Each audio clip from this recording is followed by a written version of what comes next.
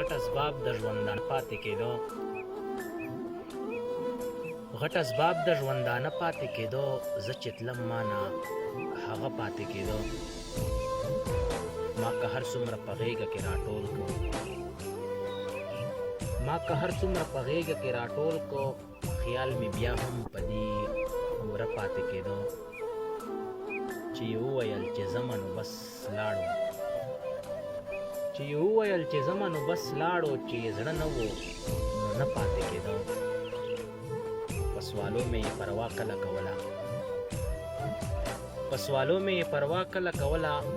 په سوالو کله هغه پاتې کېدو دغه څوک د بېلتانه په غېږ کې ناست و دغه څوک په بېلتانه پاتې کېدو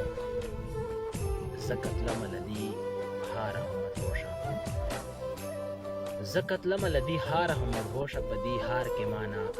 زړه پاتې کېدو غټ اسباب د ژوندانه پاتې کېدو زه چې تلم مانه هغه پاتې کېدو